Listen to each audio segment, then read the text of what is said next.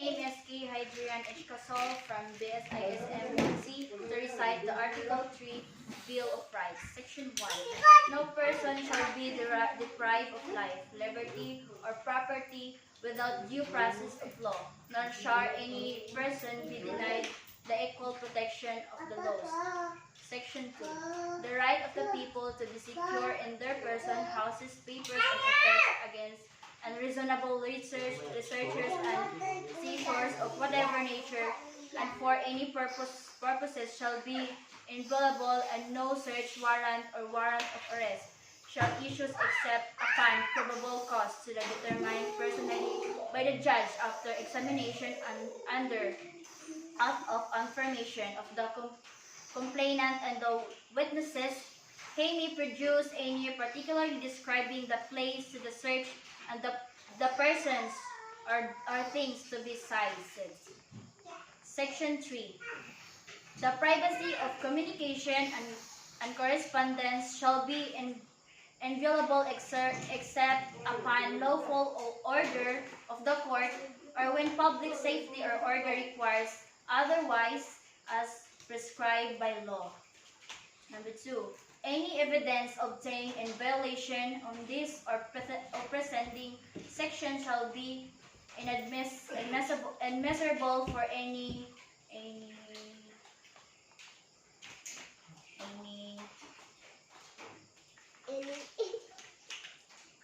Purpose.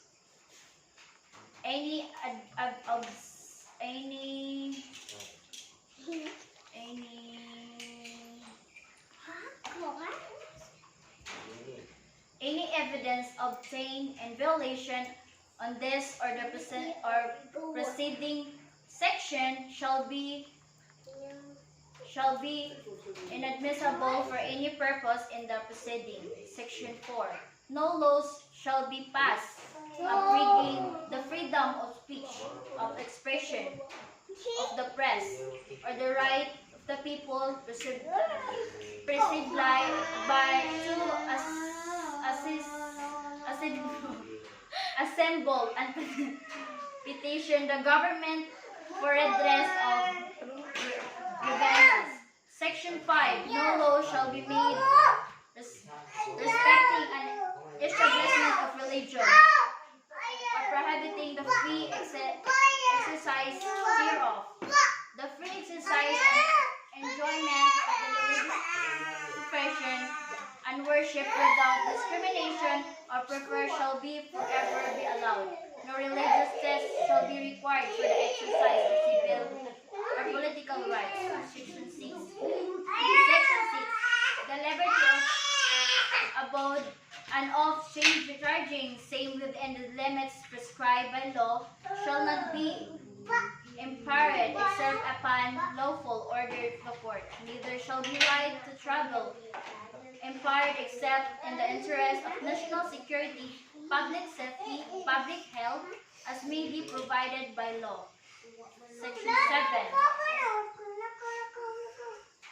7. Section 7. The right of the people to information on matters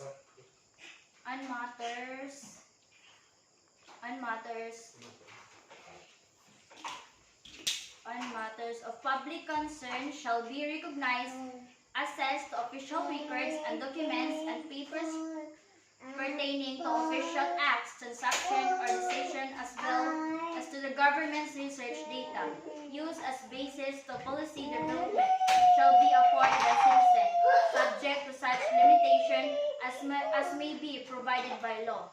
Section 8. The right of the people, including those employed in the public and private sectors, to form unions, associations, or societies for purpose not contrary to law shall be not abridged. Section 9. Private property shall not be taken for public use without just compensation. Section 10. No law impairing the obligation of contract shall be passed. Section 10. Section 12. Section 11. Free access to the court and quasi-judicial borders and equidate legal assistance shall not be denied to any person by reason of poverty. Section 12. 1. Any person under investigation for the commission of offense shall not have the right to inform of his right to remain silent and to have competent and independent counsel, preferably of his own choice. If the person cannot afford service under counsel, he must be provided with one. This right cannot be waived except writing and its presence of counsel. 2.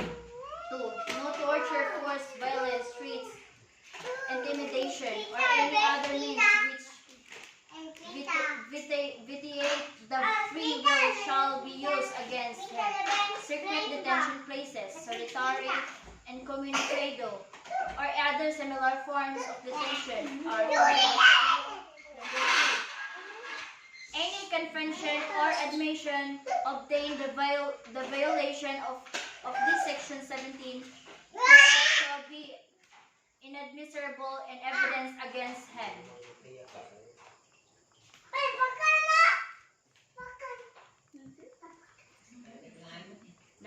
Number 4. The law shall provide for penal and civil sanctions for violation of this section as well as compensation to rehabilitation of victims of torture or similar practices and their families. Section 13. All persons except those charged with offenses punishable by reclusion perpetua with evidence of guilt and strong shall, before visitation, be available the servant sure notice of the release on recognizes as may be provided by law. The right to bail shall not impaired even when the privilege of the right to habeas corpus is suspended. Excessive bail shall not be required. Excessive bail shall not be required. Section 14. No person shall be held to answer for a criminal offense without due process of law.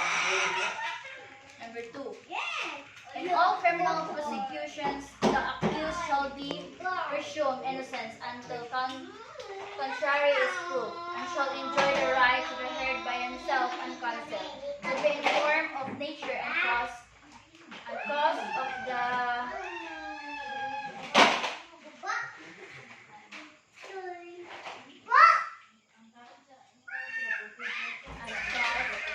person and criminal is without the process of law.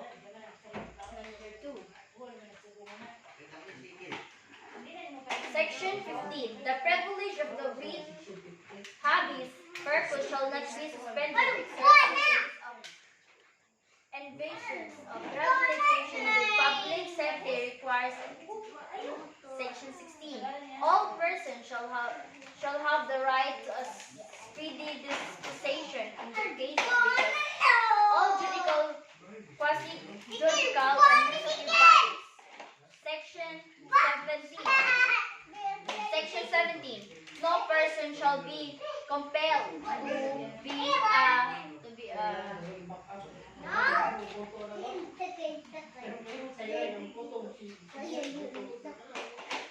to be a witness against himself. Section 18. No person shall be detained solely by reasons of his political beliefs and aspirations. 2. Involuntary servable in any form shall exist except as punishment for a crime whereof the party shall have been guilty convicted. Section 19. 1. Excessive fines shall not be imposed, not cruel, degrading, or inhuman punishment inflicted, neither shall death penalty be imposed, unless for compiling reason involving heinous crimes. The Congress hereafter provides wherein any death penalty already imposed shall be reduced to reclusion perpetua. Number 2. The employment of physical, physiological, or degrading punishment against any prisoner or detained or the use of substandard or inadequate penal facilities under subhuman conditions shall be dealt with by Section 20. No person shall be imprisoned for debt or non-payment of a poll tax.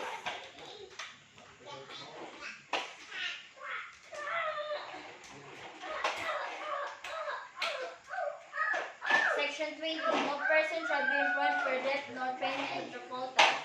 Section 21. No person shall be twice put in jeopardy by punishment for the same offense. If an act is punishment by a law, an ordinance, conviction, or acquittal under neither shall constitute a bar to another prosecution for the same act. Section 22. No ex post facto law or bill of attainder shall be enacted.